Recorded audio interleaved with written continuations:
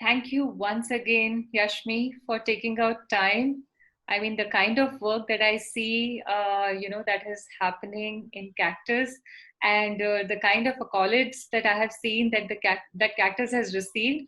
I'm very sure that as head of HR there, you must be completely busy with the recent changes that have happened. Because of COVID, because of the kind of changes that are required in the workforce, policies are changing, behavior is changing. Um, it has taken us years as individuals working in organizations to understand how to not only acquire the right kind of talent with diversity, but also to make sure that we retain them and ensure the growth for them. Yeah, And that is the whole circle of what it means to be a diverse company, and then what it means to be inclusive also. true. Right, someone told me very recently, and I think they had put it very nicely in words, that diversity is who you are, Hmm. and inclusion is how you are, right? Right, And right. these two things provide, or require very clear distinction in them. Absolutely. So with that, I just want to like name couple of things, and I'm sure you know this thing on a day-to-day basis. But ranked first in 2017 as India's Great Mid-Sized Company to work for. You're also a certified Great Place to Work company. You're ranked amongst the top 100 as a remote, employer to work for. And I also noticed that on your website you have clearly marked the distinction between work from home, work from office, and freelancers. I Yeah, mean, for a lot of companies right now, remote working is equal to freelancing. right. Nobody takes remote work seriously, and everybody, majority of the people actually usually put that if you're not coming to office, that means that you are a Right. freelancer for us, right? Yeah, But yeah. you have changed it like so many other things. So here's my first question to you. Sure. So when we talk about diversity and inclusion, now that we have, at least from my favorite understanding of what D&I means, what has been the mandate internally for Cactus? And you have been with Cactus for almost 15 years now, right? So you have seen where it started, and I don't even know, and I think most of the people will not even know where Cactus started with you 15 years ago. So what was the mandate, and how did the journey or the shift in the trends, if ever there were, how did Hmm. they start manifesting? Okay. So the best part is that there were a mandate, Okay. and so I think most companies, when I hear HR fraternity, and when they talk about the fact that this year they are targeting X% women in their workforce, and I'm sure all large companies have that kind of a target. I'm quite surprised because in the last 15 years we've never set that kind of a target. We are naturally diverse, and two reasons for that. One is the kind of work that we do. Hmm. Because we are dealing in research, and we work across almost 1,200 subject areas. We have people from physical sciences, human sciences, life sciences, medicine, and these are just the broad sciences I'm naming. Right. Actually we broken down into 1,200 subject areas. So and this is, I'm just talking about the editing and the writing and delivery team. But then you have, a large tech team. You have folks on the marketing, sales. I think what happens in other organizations is that predominantly their workforce is of a certain segment. But given the kind of work that we do, Hmm. we have all segments almost equally represented in our workforce. It's like it's the need of the business. It is need of the It's not a business. choice that whether to be diverse It, or not. Okay. yeah, so it's the need of the business. So we have, because we are a B2C business, and a B2C business in a very, very high value service. So we basically employ people across the world. Almost, I think 10 years ago we went freelancing route, and we started working with freelancers. Today we have a community of almost 2,000 plus freelancers who work with us day in and day out, and delivering a service which has to be turned around in matter of hours. So you can imagine the amount of, the intimacy that we have with them, Because without that, they wouldn't understand the needs of our customer. They would not be able to deliver the quality that our customers need. Right. And we also need systems and processes for us to be able to work with people across the world, across time zones, and expect the output that they are able to deliver, and what the output that our clients expect of us. Right. So we are kind of almost bridging the gap between our clients and freelancers, and coming in between and doing our own value addition there. But to us, that is the whole proof of concept of remote working, and being able to work with people across countries. So whether you talk about clients who are almost from more than 180 countries, or you talk about freelancers who work from more than 100 countries and across time zones. So that itself is diversity for you. No, absolutely. You're on a daily basis, when you're working with such a cross section of audience, Yeah. Automatically you are building a lot of cultural intelligence into the workforce. Because unless they are culturally intelligent, they will not be able to really work with such a cross section of people. So that's what I mean, that diversity is so embedded into our culture. It was never a target-driven approach. It is a philosophy. No, thank you for putting it so simply, because we see a lot of organizations struggling with it, right? The word mandate. Because the minute you say that we are going to achieve 25% or 30% or 40%, one, we obviously believe that it automatically sets a limitation to what you can achieve. And you can achieve anything, right? Like what you're saying, why just go for one kind of diversity? Right now you're looking at cultural diversity, right? And it is comprised of so many other elements to look at. But here's the concern here, right? That even though diversity was a need, right, and a natural need, like if you're going to cater to a diverse market, internally you cannot afford not to be a diverse company on your own, right? The mindset needs to be that way also. But at any given point in time, are you measuring that, if not for the need of the D&I mandate, but otherwise as a cultural intelligence mandate, are you measuring that, how diverse are we? What are the variables that makes us diverse? Is there a component like that in place? Yeah, absolutely. So we have a full segmentation framework that HR uses. And we almost like any marketing company, we would have entire workforce divided into multiple segments. So based on my last count, I think the segmentation framework, we had almost people divided into 60 to 70 different segments. So we use different parameters, like gender is one parameter, age is another parameter, profession is another parameter, geography they come from is another parameter. What roles do they play? As in, are they in a managerial role? Are they in leadership role? Are they in individual contributor role? Which, when they are working with us, are they working remotely, or they have relocated from another country to work with us in person, or they are located in, how many different geographies they are representing. So we have different parameters, and the entire workforce is divided into almost 70 different segments. And then we almost actually, HR picks up certain priority segments and says that these are the 5 segments that we are going to prioritize for the next quarter. And then we would have specific initiatives to make sure that this segment feels represented. They get the attention that they deserve, and they have a voice. Absolutely. Yeah. Otherwise, the growth is not going to happen. Yeah. So the entire HR delivery is now aligned to segments, to just make sure that we are catering to our diverse workforce, and we are not losing out on any particular segment because we are over invested in one or two segments. Right. But that's the thing, Yashima, that in the D&I world, if we look at it, our understanding and even the global conversation, right, primarily still remains limited to gender. So when we talk about diversity, we talk about gender, and when we talk about gender, we stay limited to women only. Right? And I think if we have to talk about even organizations which are either applying, receiving, or getting evaluated for their D&I initiatives, most of these stay limited to women-related initiatives only, right?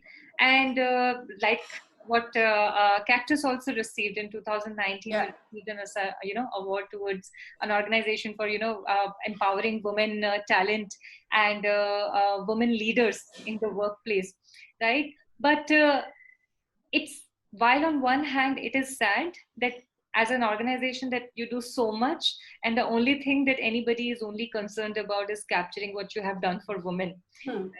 But somehow it also gives you the base framework that if something, some formula framework has worked for one Segment, yeah. segment, then this is something that can be replicable. Yeah. Not 100% with some modification. Yeah, sure. Because every segment has their own needs. So what worked for women in the company, in Cactus? Yeah. So again, I think, so when we were just putting together our nomination for women empowerment, we actually went very deep into the data to see, that, so it's subjective level, like I told you, that it's always embedded into the culture. And like you mentioned before, that diversity is who you are, and inclusivity is how you are. So through inclusivity, you actually bring diversity to life.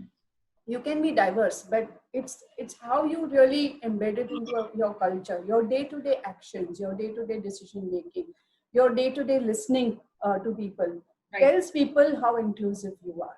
And when we went deep into this data, we realized that almost every part of people function, whether you talk about hiring, whether you talk about career growth, whether you talk about recognition, whether you talk about engagement, almost at every point in the whole people journey, the employee life cycle, we found that women were doing very, very well. They were doing better than men.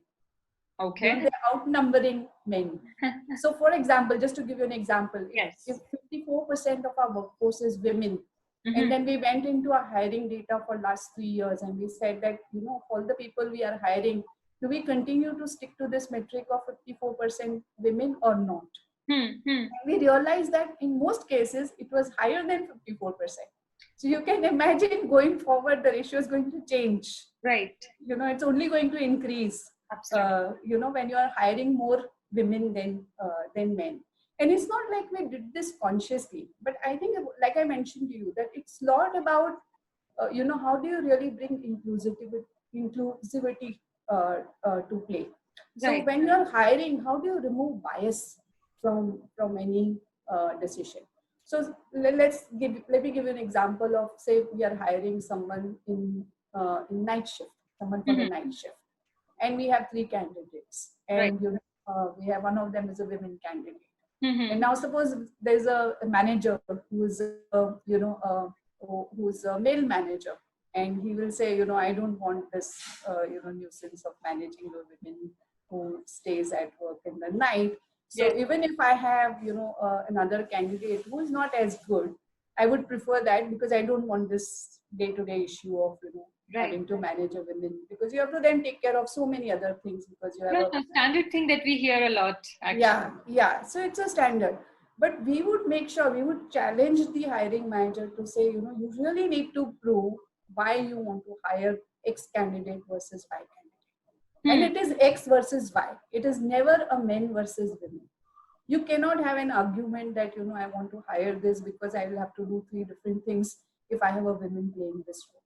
Right. And we've had people playing those roles and really growing in their careers. We've had women working remotely, and then building an entire remote team, and then growing from an individual contributor to almost a VP position in 6 to 7 years. So there is so much evidence available that we challenge our managers, saying that you cannot form a certain bias that this is how things work, because there is enough evidence to suggest that what you are saying is not true. True. And so we consciously remove this bias from all our processes to make sure that everyone gets their due. No, I think that's a very key thing that you said, because we see people and leaders being hell-bent on removing the bias from individuals. Now, the thing is, a bias is by its very nature and the word, it's a very ingrained thing. It's deeply rooted. And to remove it from any individual may not be possible. True. especially with the kind of resources, financial limitations, budgets that are defined towards these services. So the next best thing, or the most effective thing to focus on, is to remove bias from the processes, introduce filtering mechanisms and milestones and Yeah. checkpoints, that whether there was any bias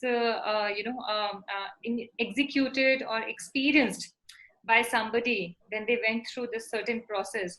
Yeah. And that kind of check and balance is a more efficient way to actually ensure that no discrimination or no form of bias attitude actually prevails in, Right. in forget just the whole organization, but even in the functional sections of the company. Absolutely. Right? But it has to be experienced by the recipients also, right? Once again, hiring a diverse team or having a diverse team has 2-3 different levels, right? One is you need to be able to attract them. So Yeah. how people are speaking about you, your past employees, and how you communicate the values of the brand towards Yeah. building something Yeah. like this makes a lot of difference. So sure, they have applied, but are you able to hire them? So the hiring part you have, of course, I get that part cleared. Two things still remain, right? Yes, today with so many awards and recognitions and people knowing about the organization in the industry, when they're applying for it, they already know that we are applying for a company which is open to having diverse thought process and individuals. But what was the key strategy earlier, Yashima? Because when people did not know about the key values of the organization, how do you invite Yeah. diversity to apply to your workplace? Yeah. So right, like it starts from the point that they apply to you. So even before they apply to you, on our website we would put up testimonials of women who were working with us. Okay. We would have people, international staff which was working with us. People from, so we recruit heavily from ISAC, which is a exchange organization. And they basically, it's a student exchange organization, and we would give them visibility on our website. So we made sure that our website represented all different segments that were working with us. And so that itself then gives you a feeling that okay, this is a place that I want to work. No, absolutely. When women speak, women listen, right? And yeah, and then once they come in, they realize that someone who's running the selection process is a woman, someone who is interviewing you is a woman, someone who's making you an offer is a woman. Right. Then we would also pair them up with 1 or 2 people who they could talk to and say, okay, how has your experience been working at Cactus and things like that. So we made sure that there were so many touch points where they could actually feel the culture of the organization. Once they came into the organization, they saw that women were represented on leadership groups. So you have, now currently we have almost 4 leadership groups, and then of course a lot of function groups within each function. But if I had to just kind of look at all our businesses, there are 4 leadership groups, and women representing on all leadership groups. Not just HR, because that's the general trend that companies usually showcase. Yeah. So we made sure that everywhere they actually saw that it was, the diversity was so deeply embedded. It's woven into the culture. It's one part of the organization. Wherever you go, you find that you're experiencing this. Even if you just took a walk on the floor of the office, you would see that you can't escape. There's so much diversity at play that you can't escape it. No, but that's the only way to go about it, Yashmin, because to say that we are 10%, 20% diverse does not work until and unless it's right there, visible, obviously visible for you. Yeah. So these both the things. So, okay, we have attracted, because that's a challenge that a lot of teams that we hear when they approach us, we hear that how do we actually attract diverse talent to apply to the workplace, because hiring is a second point. But we don't even have a diverse, group applying to our teams. Right. So this is actually a very well laid out strategy, and we are going to capture it in a more structured form when we translate it in writing. And then you're saying that there's a process which is set to keep assessing whether there was any bias ingredient used at the time of recruitment and selection. Yeah. Right. Then comes the third point. They have applied, they have joined, but now growth. right? And growth to have, I can't even talk because when we talk about diversity of people with, special abilities, that's a different kind of nurturing which is required versus when we talk about women as a gender, or we talk about LGBTQ community or trans community. Yeah. Every community, every segment has a very different need. Right. So when we can take one example here, that having women as employees, right, require a lot of cultural shift, Right. infrastructural shift, process and Right. policy. A lot of Right. different things are required. How is that addressed? Okay. So again, some of the, I think if I go back to our philosophy of, how we really manage people and, what kind of culture we build at Cactus, I think the whole flexibility is woven into the culture. So, typically I think in IT organizations, again, when I talk to my colleagues in HR, they say that in IT, we are not able to recruit women because, they have to travel Mm-hmm. to remote locations, and many women are not willing to travel, or we have long projects, and if they were to take maternity leave, then there would be a break in the project, so automatically then your focus shifts to not hiring women. It's like that. But I think in our culture, we've kind of built the whole flexibility. So the conversation is not so much about whether to hire this person or not, or whether to promote this person in this particular position or not. The conversation is about, okay, what is your plan B? So if this person is going to go on leave, on a maternity leave, and is away from work for a year, let's talk about how you are going to manage the situation. So let's focus on, having a plan B instead of saying not to go with plan A, because that is not a conversation, right? So a lot of flexibility is built into our people practices, where we allow women to work virtually. I think now everyone is talking about work from home. Yes. But we always had, so almost 20% of our workforce is working from home already. Okay. Much before COVID happened. And they work from anywhere in India, sometimes even from outside India, and they have a lot of flexibility. And I mean that is why people choose to really work remotely, right? That they either want to be with they have certain commitment, or they've made a choice of their own, that they want to really work from a certain town, or they don't want to really move to metros, right? Things like that. So that's a choice they've made, and we make sure that we give them flexibility in choosing, and they how what roles they want to play, what should be their schedule. So again, we have different work arrangements where you can work part-time, you can work full-time, you can take long breaks from work, you can take sabbatical. If I had to just give you my own example of last 15 years, and I've had three real life situations in the last 15 years, and I have used all different arrangements that were available from the organization. So I took sabbatical at one point. I chose part-time at another point.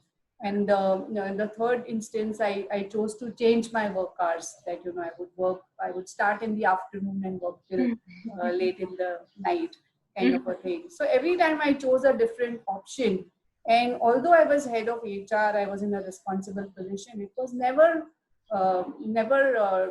implied that I did not have that choice. Right. I think that's a major hurdle, because the minute we talk about flexibility and work role, and in the past 3 months, yes, a lot of things have changed, because now everyone has realized that they are working from home. But before that, if you want to be in a flexible role, that means that you're not in a very important role. Exactly. So I always give people my own example that, despite being head of HR, I've been able to use this flexibility at important situations in my life. And I was never made to feel that, I was taking liberty by my supervisor, or by my peers, or by my team. Everyone kind of worked their schedule around to make sure that, I was accommodated. And I made sure that my deliverables were not impacted. I mean, that is what is expected from everyone in the organization. No, so on that, take ownership. Sorry. Yeah. So you take ownership. If you are willing to take ownership, the organization will bend backwards to accommodate. That's true. But Yashmi, help me understand one more thing. And if we have to summarize it, right, for companies, because your experience has been wonderful with Cactus, and I think that's why you were able to lay it down further also. Right now, it has become this cyclical thing, whether it existed because everything starts with the philosophy. Right. If philosophy is aligned, then it's easier to extend it to processes and policies and other Yeah. forms of leaderships also. But if we have to help other companies leaders understand, some key things, let's say three things that they should be able to put in place, to be able to attract and hire and retain, Right. women as a workforce. Yeah. Like I said, I never talk about diversity in an umbrella form because each one has their own need. True. If you just take the example of women diversity for one, what are the three things that companies can do to do all three: attract, hire, and then retain also? Yeah. So one is the whole flexibility, because clearly, at least in our social environment, I think women have a lot of responsibility, and they need flexibility at Hmm. different stages in their life. They need flexibility. Even today, I mean, if both partners are working and if there's a crisis in the family, it is expected that women will work around their career to deal with that crisis, and the responsibility is of women. So it's an implied thing. It's not a very visible, but it is implied. And so I think flexibility is very, very important. Hmm. Hmm. Second, I think giving them voice is very, very important. Hmm. Giving them that visibility in the organization and giving them that voice is very, very important. Can we expound on the voice part a little bit? Because from so many years of feminist journeys, Yeah. giving women their voice has also different meanings. Yeah. For a workplace, what does it mean to give your women, resource or women team members a voice? Yeah. So I think understanding their unique situation. So if they have say some responsibility. Say I want to attend a, open house of my child, and I want to, and I'm in a role which has a very tight deadline. Right. Now there's a conflict, right? Like a classic situation in Cactus would be that there's an editor, and she has she's working on a document for last 3 days, Mm-hmm. and it is supposed to go out on Wednesday afternoon at 2 o'clock, and unfortunately that is conflicting with her open house of her son, which she doesn't want to miss. Okay, right. Yeah, Right? it is a classic situation. I know what you're saying. Yeah. Now, how do you deal with that?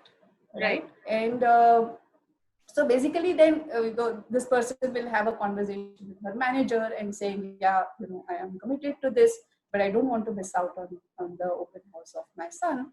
So, how do we work this around? You can be sure any manager in the organization, they'll work around the situation. They will not insist that the person misses out on the open house. They will make sure that the person is able to make it to the open house, and at the same time the customer is not compromised. Got it. Got it. So having a voice or giving the voice, I think what you're saying is allow that space for open communication where they can come and have, put across any limitation or Yeah. conflicting arrangement or, event in Yeah. their personal life with their professional assignments. And they know that there will be no judgment around it. And Absolutely. there will be facilitation to help them work around this Yeah. thing. Yeah. And that's what we mean, that give the voice to your women employees in your teams. Yeah. Yeah. Got it. What's the Yeah. third thing? Yeah. And so that is the flexibility, I think, the voice. And I think the whole safety thing is also very, very critical, I think. That how do you really act upon certain things that are brought up by women? So something like posh. Now again, I know it's a very, very controversial topic, and Not for us. It's we love posh. Yeah, yeah, I know. And every company has a policy. Every one company has a a committee, and I think everything that the law requires you to do. On paper, yes, Yeah, I agree. exactly.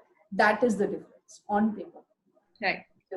Because that is going to be tested day in and day out, whether women feel safe, Right. whether women feel safe with with everyone else around, and how do you really walk the talk in those kind of situations. Yes.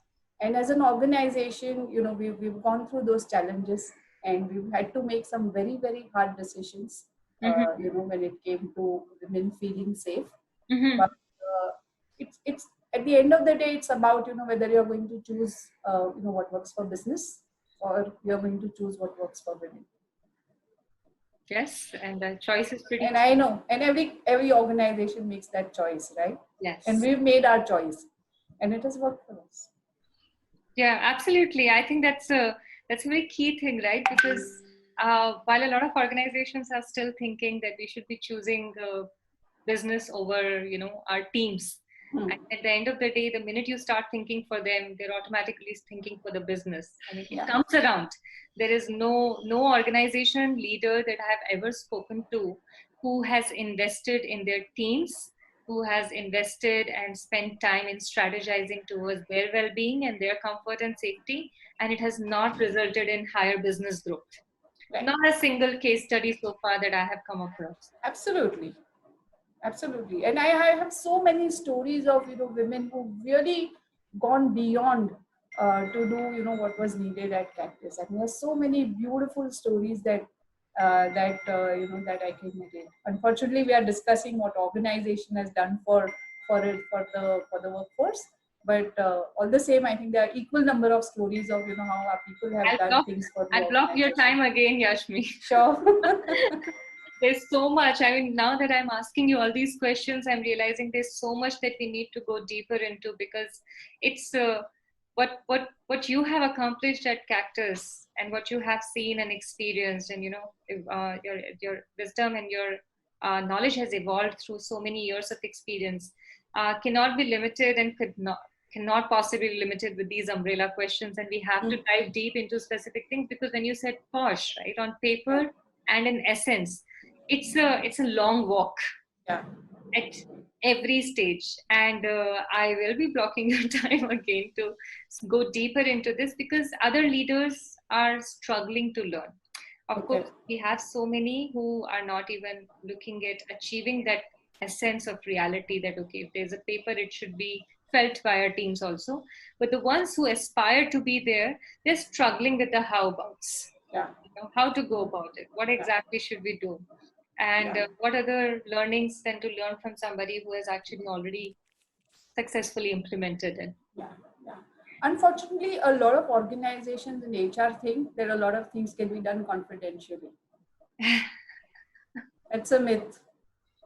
Whatever you do in HR, the whole world can see it. And I Yes. don't think we should fool ourselves.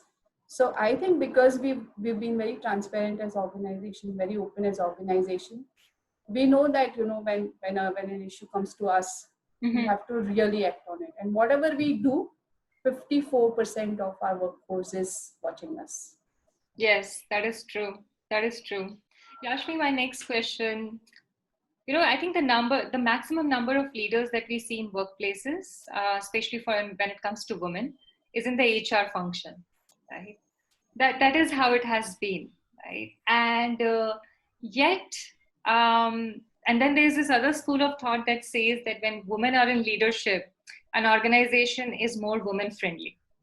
Okay, now keeping these two statements together, okay, how come, despite having so many, high number of CHROs as women, companies are still struggling to achieve the kind of culture that is required to create an inclusive work environment, inclusive and safe work environment for women, and throughout the whole chain, right? Attracting, hiring, and then retaining. So it's clear that having a woman in leadership is not the only solution. Yeah, yeah. So, If I had to kind of think of that as a as a question, I think couple of things that I would want you to share. I want to share with you. One is, whether HR can be committed to building a safe place to work, but HR also needs a lot of support from people around. Mm-hmm. And more so when when HR is working with senior leaders. I think how much they are committed to building a safe place to work, I think is very, very critical. Mm-hmm. Because you can be committed to that cause, but Right. It will, like I mentioned to you, you will walk into situations where you will need a lot of support from people around you. Right. So one is whether, as organization, are you committed to safety? I think that is a very critical parameter, because without that, even if the person in HR is committed to safety, it will not happen. Right. Right. Because HR doesn't work in isolation, right? HR's work is day to day. You are dealing with people and cultural issues, and you have to work with people.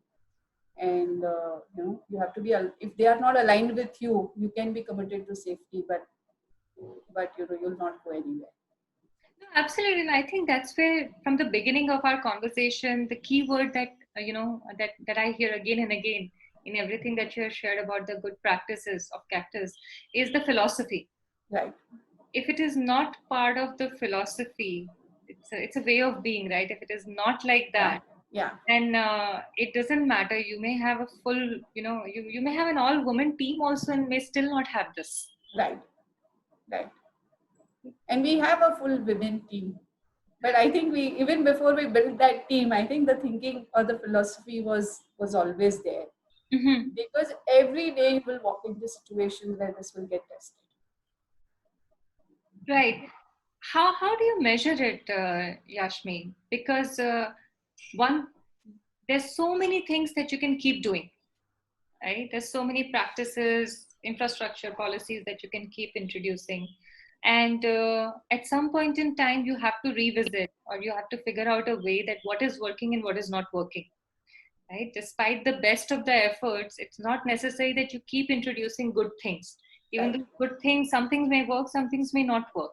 Right. So how do you measure the effectiveness of any strategy or initiative that you have rolled out, or do you even measure them internally?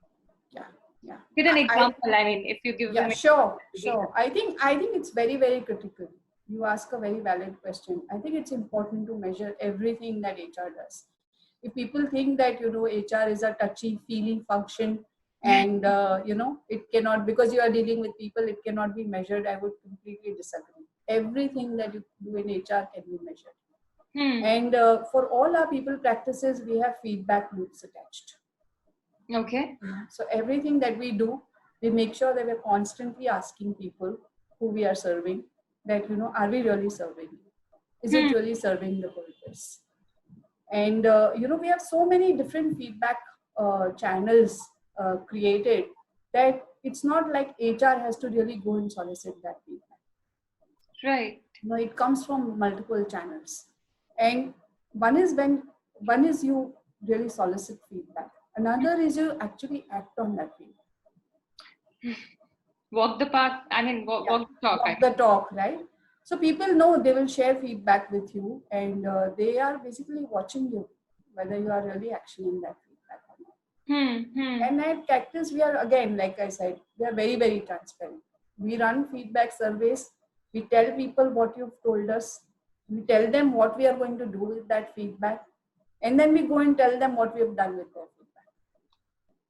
That's a lot of communication, and HR needs to be very active in order to keep this communication going. The challenge that we see for most of the HR activities is that there's no way to connect it directly with the business growth. Right. And because of that disconnect, a lot of activities and initiatives that HR should ideally be doing, or they would like to introduce, do not get cleared because everything comes with a budgetary constraint. Right. And HR is a cost function. Yeah. Right? Nobody looks at HR even as an investment function. Yeah. So how have you been able to address that? Yeah, I think so. Basically, a lot of data, Mm-hmm. making sure that you have a lot of metrics to really measure.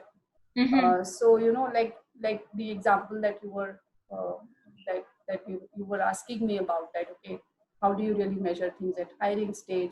How do you measure engagement? How do you measure retention? Right. And we measure each and every metric. So we measure, okay, how many women got hired last year versus men. How Mm-hmm. many women got recognized? So we have quarterly awards and annual awards, and we would see how many women are getting represented. Is Right. this lower than our workforce percentage, or is Mm-hmm. it higher? Mm-hmm. How many women are getting promoted? Okay, they are getting recognized, but are they really getting promoted? If women are going on maternity, how many women are coming back? And Very you'd be good. surprised that we have 100% track record Oh, of that's women coming back. Zero attrition due to maternity break. that's actually very amazing. Zero attrition. And again, you will have beautiful stories of women coming back and talking about how their organization supported them. Mm-hmm. These are not necessarily through policies. I think the mistake that most of us make is that we think that we'll create policies and processes and will announce certain benefits and those will work for women. It's not that. You would have situations where say someone is likely to resume work after 9 months. So 6 months is a like a paid maternity, right? And we allow women 6 months extra after that. So you can take one full year break to look after your child, That's a and then lovely listen. policy. Yeah, that in itself. And then we would do a lot of softer things like pair them up with women who've gone through that experience to share their journey. Mm-hmm. We would give them books to read, on basically how to prepare yourself for this most critical phase of your life. We would give them a lot of flexibility. Women would come back to us and say, I so want to come to work, but I can't find a nanny. Hmm. And you would have someone in HR actually looking for nanny for that person to make sure that the person is able to. So the care is real, and people feel that care also. That Yeah, makes all the yeah, difference. It's not enough to say that we care for our employees. yeah. You have to make sure that they feel it. Yeah, exactly. And it's not just done by HR. You would find this across the organization. You would find their managers doing it. You would find their colleagues doing it. Hmm. No, I think that, So, yeah, yeah, sure. Go ahead, Yashmi. yeah. So that's what I mean. That it's much beyond policies and benefits. And I know a lot of women, a lot of organizations, they come up with like um, fancy programs on how really they can attract women by announcing a certain set of policies and benefits.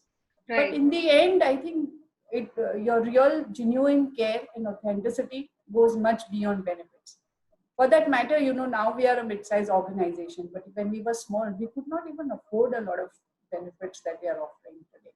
Hmm. Like a lot of organizations can offer crash, and some of my friends talk about how their child is in the crash and they can actually watch on the laptop what their child is doing. And Right. organizations have progressed, and they're offering all these very sophisticated benefits. At Cactus we can't even think of that. Hmm. We don't have space to create crash for women. We are 54% women, and we don't have space to create crash uh, uh, within office. But then we've tied up with crash services, etc. But it's more about how do you really deliver that benefit? How do you really care for people? How do you really bend backwards to make sure that you are accommodating and you are doing what is needed for that situation? True. True. So I think at the end of the day, people have to know that you really mean what you're saying, Yeah, right? So from paper to culture, from paper to processes to culture and to interactions. yeah, And if you do not complete the whole loop, yeah, yeah. then it is incomplete. And even Yeah, one element missing in this whole journey is actually going to nullify everything else that you have done. exactly. And that's where most of the things end. They don't go beyond papers or policy. Yeah. They don't go I think I just want to bring out the difference between intent and content. Oh, please. Yeah. So if you really focus, you shift your focus from content to intent, everything changes. It starts at intent level. So I think if as organizations, as HR, if we focus more on intent than content, then you will get the outcomes. No, that's very true. Very, very true. And somewhere, I think that understanding has not set in, Yeah. right? And that's why the benefit or the whole output of why there should be investment towards all these, like you yourself rightly said, so-called HR activities, Yeah. which HR just keeps doing for Yeah. no reason. They will find their reason and they will find their meaning if Yeah. only they actually go through the whole cycle of things. Yeah. And also, like, I can't imagine how HR can think of doing any program or benefits. It doesn't matter, right? I mean, HR has no business to think about what they want to do. They have to basically understand what the business wants. They have to understand what people want. And we've been also of all the recognitions that we have. I think one of the recognition that we are most proud of is that we are we were listed in one of the topmost listening organizations. Okay. So that has been like a very, very unique that is very unique, recognition. actually, Yashmi. That's so we were. I think in Asia we were listed as one of the topmost listening organizations as per the Great Place to Work. And this is a feedback which is based on the team members, what they give? Absolutely. Okay. Yeah, so they have a very deep, culture study and a lot of data that then tells them that what is our listening quotient, and recognize organizations based on that. So I think it's all, like I mentioned to you, it's all about having feedback loops, constantly listening to people, making sense of that, and then taking that information and making a business case to leaders, to organizations, saying why you need to do this. True. And if you did this, what kind of outcomes it can lead to. I think if you are able to do that, then organizations will sign that off. True. So which is why I'm saying that HR has no business to think about what they want to do. It doesn't matter. No, that is true. But that's the challenge, right? Yashmi, in the past 3 months, there's this constant ongoing debate about whether the COVID-19 and work from home and the whole economic and business loss that we are talking about, how is it actually going to impact? Is it going to push organizations to recognize that, yes, just because somebody is freelancer or somebody is going to be working from home does not necessarily mean that that resource has to be, one, cheap, okay, to put it very crudely. Second, does not mean that the resource is not efficient enough. Third, it does not necessarily mean that the resource is not credible or qualified enough. Right. These three things have been busted in the past 3 months because everybody is working from home, and we have been able to see that until and unless there are social and cultural dynamics interfering with the people who are living in the home and actually both of them working, there's actually no difference that irrespective of your gender, what is it that you can deliver and what kind of responsibilities that you can cater to. True. So that is the expectation, that these realizations will push for more inclusion, or actually not inclusion, more welcome to women as resources in the organization. Whereas on the other hand, because of the economic burden that companies have to bear now, and they're cost cutting, the first line of resources that they're cutting out are women. Oh, okay. Preserving their top of the cream of the individuals in the company, which are primarily the other gender which is dominating. Right. What is your observation? And of course, as a company, you deal a lot with data and research and study.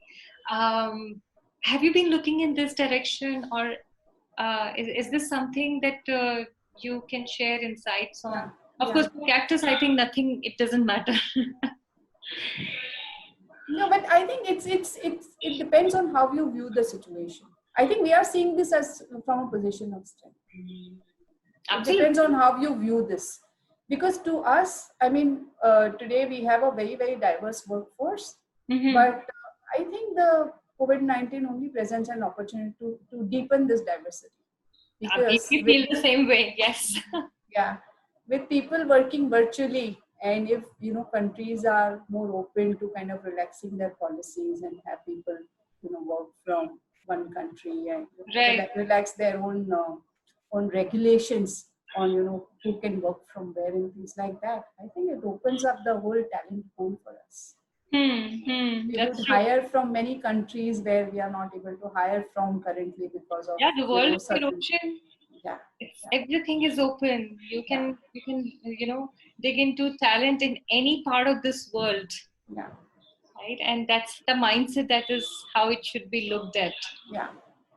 So it's basically how you really view this. So we are really seeing this as an opportunity that we would be able to hire from places where we've never hired from. Another possibility is that working virtually. So we've always been working, a certain part of our workforce has always been working virtually. But this, in the last 4 months, you can say that almost 100% of the organizations working virtually. Right. And that's a different, it's like an all remote kind of situation, which we had never experienced before. But that's really putting our systems to test, all our programs to test. If we believe that we are a listening organization, the question is, are we really listening when everyone is working remotely? That is true. Are our systems geared to that? And this period will tell us whether we are actually listening, whether our programs and our systems, are they really working? If not, then we'll work on those and we'll improve those systems to make sure that we are constantly listening. So to me, again, it's an opportunity. It's a opportunity which has come as a challenge. But once we go through that, we will only have some lessons to learn from it. No, absolutely. I always, I think one of my favorite things about being at Ungender is to speak and meet individuals like you and to know about organizations like Cactus, because it's an 80 it's like a Pareto rule, right? While 80% of the world is not thinking in a manner that is inclusive, that incorporates diversity. When we meet the 20% of the of the segment, it reinstills your belief. Faith, it reinstills your faith, definitely. It allows you some rest also, because we don't have to tell. You are telling them that hey, this is possible. This is possible. This works. Here's the way to go about it, and here it is. Here it is how it is going to pay you back in a business form. Yeah. Right? The business case is the organization itself. We don't have to create any case around it, and that's the best thing about having conversations like this, Yashmi. And before I take or cross over the time that we have taken from you, my one last question. Everybody understands diversity and inclusion, and it's high time that we separate them, like I shared my own understanding of what it means. What does diversity and inclusion mean to you? I think diversity to me is, how many different forms of, what different aspects of your workforce are represented in your team. I think that to me is an indication of diversity, and I think I talked to you about different parameters that we look at in terms of age groups, in terms of professional backgrounds, cultures people come from, gender, their roles that they've played in the past, the industries that they've worked with. Right. So how you are able to really bring that